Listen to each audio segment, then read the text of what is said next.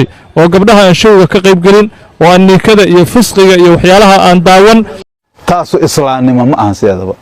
subhanallah horta waxaan u aqaan ma aha showga dadkan ka maqlay wax lagu sameeyana ma aqaan isagana ma aqaan waa xaraan maalmaha ciida iyo maalin kaleba in show iyo gabdho qaaqaawan oo maragtaa rag iyo gabdho niikinaya in maalmaha maragtaa lagu ciido.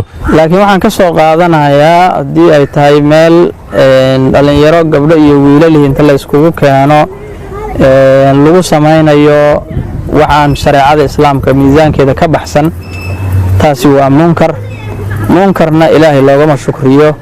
marka xaaraam weeye arrintaas waana diin la'aan weeye. waxaa laga rabaa in munkarkaas laga hortagana waa loo baahan yahay. waxaan ugu baaqaynaa dadka mas'uuliyadda sheegaya muslimka ka hortagaan haddii kale ayay shumi ku tahay oo la yiraahdo fantasi aan dhigaynaa dabaaldego aan dhigaynaa laguna dabaaldego wax ilaahay caro gelinaya wax qofka sumcadiisii iyo sharaftiisii wiiqaya.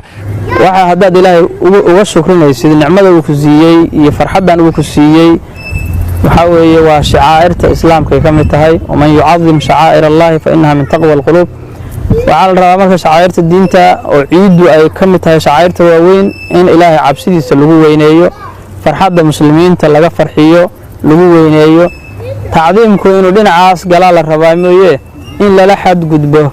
nabigeena waa ka yidhi taqlaa xayumaa kunta meeshaa ku sugan tahay iyo wa kayfa maa kunta zamankaa ku sugan tahay iyo xaalad kastoo aa ku sugan tahay in ilaahay ka cabsataa la rabaa aana faraxuna kula xadgudbin nuudayna isa kula xadgudbin. hadaa billahi tawfiiq. culimadu waxa weeye waxay turjumaan ka yihiin ilaahay rasuulkiisa.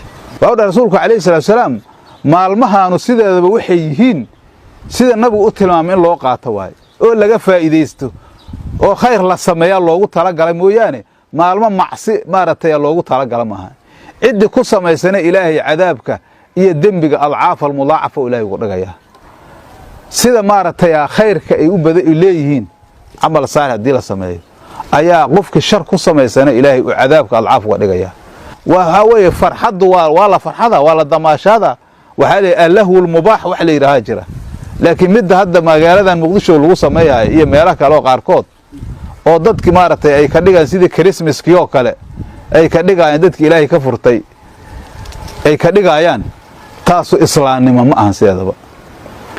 waxa waaye maaragtay waa dembi iyo kabaa'ir iyo diinta islaamka oo laga tegay oo aqoon loo lahayn. dadka waxaa samaynayane ma u malayn inay diinta islaamka waxba ka yaqaaniin.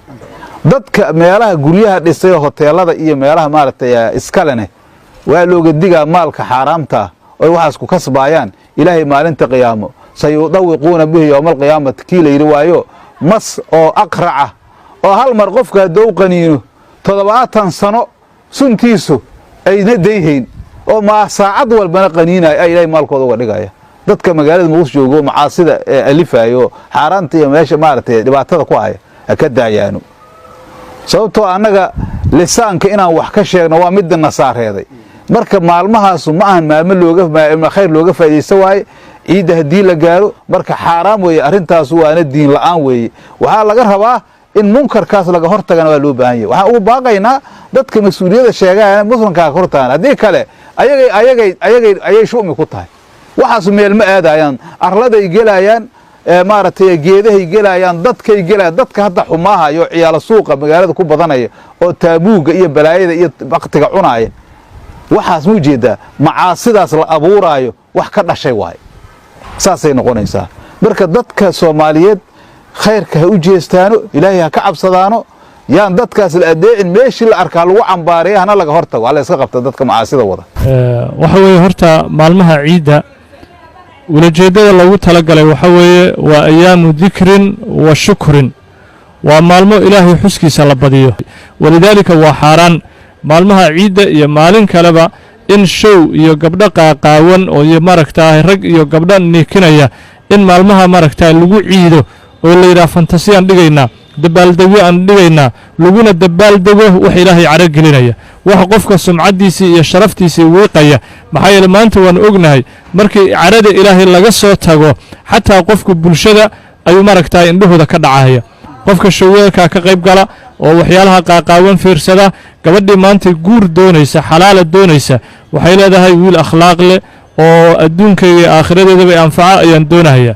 haddii sidaas oo kale wiilku uu aroos berri uu doonayo wuxuu leeyahay gabadha maaragtaahay asturan ee xijaaban ee ilaahay ka baqaysa ee akhlaaqda leh ayaan doonaya maantana wuxuu rabaa inuu ku fiirfiirsado berrina markii mustaqbal uu ku dhisayana inuu kaa tallaabsado ayuu dooni oo gabdhaha aan showga ka qayb gelin oo aan niikada iyo fisqiga iyo waxyaalaha aan daawan ayuu rabaa inuu maaragtaahay berri uu kaa tallaabsado maantana wuxuu rabaa inuu kaa dhigto yacni doog oo kale ama wax maaragtaa doog uu ku gudbayo oo wakhtiga uu ku dhammaynayo marka waa xaaraan maalmaha noocaas oo kalea in carada ilaahay subxaanahu wa tacaala wax soo jiidaya laga qayb qaato